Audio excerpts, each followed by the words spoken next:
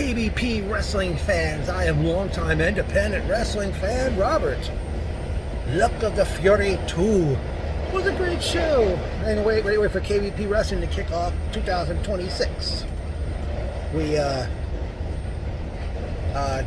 usual ring announcer Jason Linnick was not there, so we had Dirk Moore ring announcing. We kicked off the event with the handicap gauntlet match, as Big Cause had to go through 3 tag teams. It was the current tag team champions, Daddy Cat and Tommy Bates, the Poster Boys, Jasper Newton and Johnny Medina, the Vamp Nation, and representing the 1%, Pretty Poppy, and newest 1% member Joe Trash. And it was accompanied the ring by KBP General Manager Mike Cause. The Poster Boys were the first team to face Cause, and eventually the Poster Boys attempted to take a page out of the late Eddie Guerrero's playbook with the one of the tag belts, and I forgot who's Daddy Cat and who's Tommy Bates of Poster Boys. Like one, I think Big Cause was one of them, gave the tag belt to Big Cause, while and he dropped it to the mat, but then Big Cause tossed the belt to the other half of the Poster Boy, and Big Cause fell to the mat, and at that point Ref Zach decided to disqualify the Poster Boys in the tag from this handicap gauntlet match. Then in the Vamp Nation, Jasper Newton and Johnny Medina were in the next part of the handicap gauntlet. At one point, something happened where Medina walked out on the match, and at one point you hear Jasper Newton, after Medina walked out, he went to the back and he says, "Johnny! Johnny!" Big Cause schoolboyed Jasper, officially eliminating the Vamp Nation from this matchup. And then came the final tag team, which was from the 1%, Pretty Poppy and Joe Trash.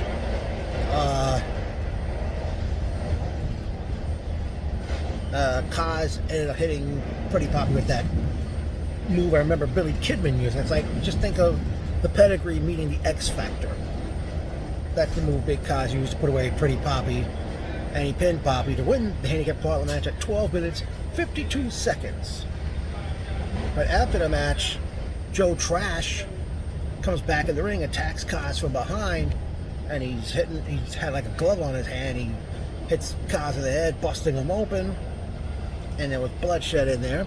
From there, Trash used a chair and he used a kendo stick, and Trash is saying, "This is the same kendo stick he used on me." Eventually, Mike Cause and Pretty Poppy come out and they're trying to calm down Joe Trash, but then Poppy, but that didn't work. But then I think the Mike Cause enters the ring, and I forgot what he's saying, but eventually a bunch of wrestlers come out that had yet to compete, and they're just standing there watching Trash continue to bat 1,000 with that kendo stick. He eventually leaves the ring area, but then Trash comes back out, beats Big Cause up even more, and then the wrestlers finally grab Trash and show him the curtain, and then eventually bring out a wheelchair to help Big Cause go out the side door of the building. Okay,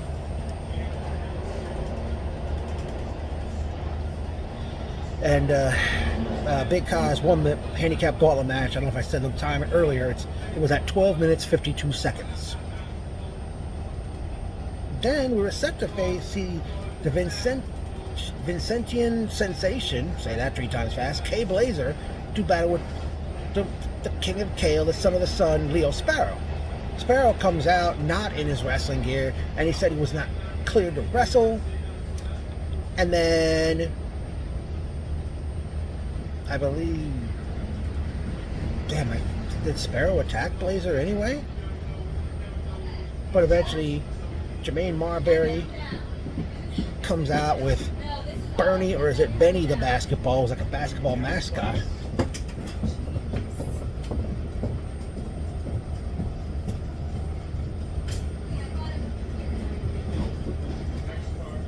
And then from that point in time, but Marbury attacks Blazer, and then the match is on, and at one point they're on the they go at it, and Blazer, did I say Blazer? Yeah. At one point Bernie or Benny the basketball, he's choking Blazer on the second rope, and at one point Blazer's making a comeback. He attempts to suplex Marbury from the apron, and as he does, I guess they were trying to pull off the Bobby Heenan spot from WrestleMania 5 when Rick Rude defeated the Ultimate Warrior for the Intercontinental Championship, as the basketball is holding on Blazer's leg, but Ref Larry catches him, and then he basically ejects him and basically shows him the curtain, shall we say. And then from that point in time, Blazer eventually picked up the win at 8 minutes 6 seconds.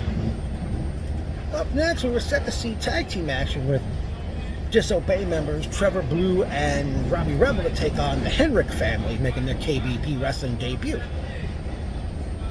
Then, General Manager Mike Cos comes out and says Rebel was not cleared to wrestle because, like, two of his toes were either, I don't know if they said they were broken or they were hurting. So Mike says it's going to be a handicap match with Trevor Blue to take on the Henrik family, but out comes Johnny Medina, and he gives Mike a sight for the bird watchers and decides he was going to be Trevor's partner. Johnny Medina and Trevor Blue defeat the Henrik family at 6 minutes 44 seconds. Jasper Newton attempts to do a Pearl Harbor job on Medina, but Medina eventually gives him a spine buster and says he's no one's disciple, and he wants Jasper Newton in a match when KBP returns on Saturday, June 13th. Up next was the pub versus club match, as we saw Jay Champagne do battle with Satanta Furey, and there was like a whole table of like beer bottles, and at one point they were breaking beer bottles in the ring, and you see their broken pieces all over it. Eventually Furey defeats Champagne with some kind of pinning combination at 4 minutes 46 seconds to pick up the victory. And then Champagne tells Furey, hey, you've earned my respect.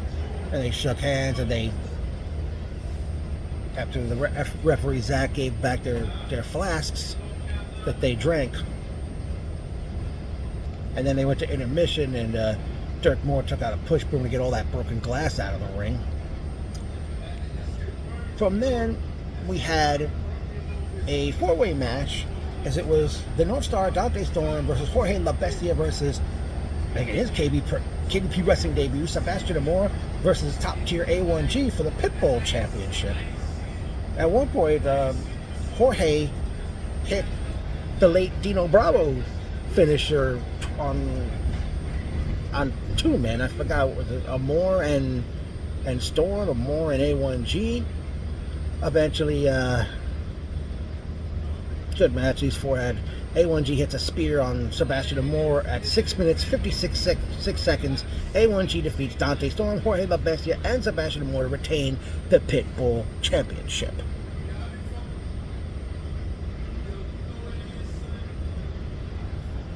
And also another thing, after A1G scored the pinfall, Rev Zach, he's calling for the bell, and the timekeeper, she was like looking at her phone. Eventually she rang the bell long after A1G's music played for the second time. Ladies and gentlemen, the hashtag the phone can wait. Zach, I wouldn't be surprised if you got on her case about that. Up next was a women's matchup, but it wasn't the two ladies advertised for the show. As we saw two ladies both making their KBP Wrestling debut, Latina Spice, Nat Castle, as she did battle with Killa J. Killa J came out to LL Cool J's song, Mama's Gonna Knock You Out. Good match these two ladies put on. At one point, Jay had Castle up in a fire woman's carry, but Castle's feet knocked Ref Larry down. Castle tried to get her spice, took some spice out of that glass container she carried to the ring, but I think Killa J kicked Castle's hands and the spice went in her face. Killer J defeats that Castle with a splash off the top rope at 7 minutes 43 seconds. It was supposed to be Amity LeVay defending the Women's Championship against Ella Valentine, but both of those ladies didn't show up. And then it was time for the main event as we saw CJ Bambino accompanied to the ring by Nikki Primo as Bambino challenged Giorgio Lawrence for the Heavyweight Championship. Giorgio was accompanied to the ring by General Manager Mike Cos and Pretty Poppy. At one point, I think Poppy and Primo came in the ring. Primo went after Poppy and they went out to the floor. Mike Cos had gotten the championship belt, but Primo stopped. Yeah, Primo stopped. Shit. Primo stopped Mike from using the belt. Eventually, CJ Bambino pins Giorgio Lawrence with a diamond cutter at 10 minutes, 46 seconds to become the new KBP Wrestling Heavyweight Champion. Well, personal notes, it was good seeing Mike Cos, Shane, Storm, Mike Norman, Alex Barbero, my cousin Edward, his girlfriend Eileen, and their friend Matt, who really enjoyed this show. Hopefully they'll come back in the future, whether it's a KBP event, an NYWC event. I mean, unfortunately, because I had to go right from work for this show, I couldn't bring my usual bag with the megaphone in it. Okay? But we do have some memorable quotes. Oh shit, it's the sleeper hold. Oh, sorry. Oh shit, it's the basketball sleeper hold. My cousin Edward, when Bernie, or is it Benny, the basketball, who was in Jermaine Marbury's corner, he's choking, he was choking K Blazer on the ropes.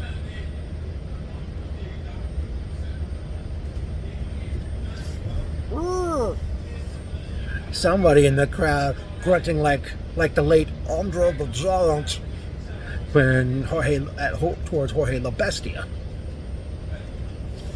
Raggedy Andy looking thing. The lady sitting near me in the crowd towards Sebastian Amore. Broke ass Chucky. The same lady sitting near me at Sebastian Amore due to his outfit. Alright. Well, KBP Wrestling returns Saturday, June 13th. No show title was given. I don't know if that's going to be Summer Vacation 2 or another name show title. Would like to see Johnny Medina one-on-one with Jasper Newton. Big Kaz one-on-one with Joe Trash, unless something's going to happen, considering Mike Kaz was surprised at what Trash did to his own brother. Hopefully we'll have a women's title match in June, because I know Amity was doing another show, that women's show in Farmingville.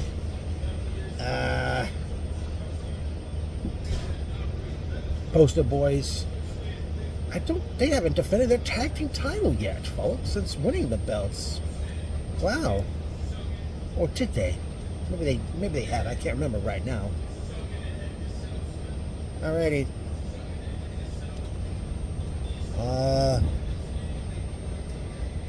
Shoot. Oh, yeah, I was about to say, folks, Bella Pazza Pizzeria, say that 3 times fast, at the corner of Deer Park Avenue and Railroad Avenue in Babylon, right by Babylon train station. They got some good food there. My cousin even stopped in there. I said, asked him to come meet me there and drive me to the show.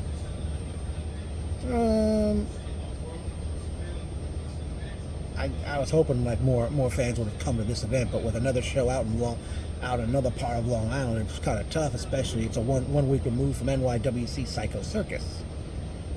But yeah, even though some changes were made because Sparrow couldn't wrestle, Robbie Rebel couldn't wrestle, but we wound up with and one woman's match did not take place, but another woman. So nice to see we had some debuts on this event.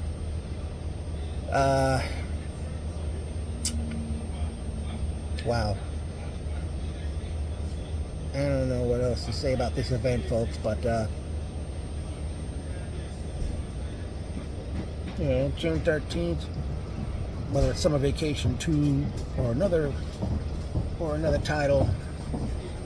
Hopefully, hopefully my lovely friends Jessica and her sister Leanne will come for that show. They haven't been to a KBP event since last June.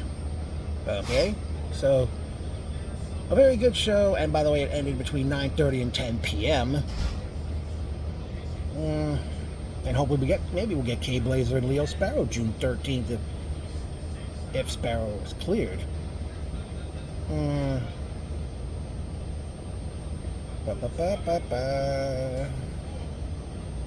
Hopefully Nat Castle and Sebastian Amore get to return to future KBP events. Okay, so I think that'll pretty much do it. Had a good time. And I'll end it by saying KBP, KBP, KBP, KBP.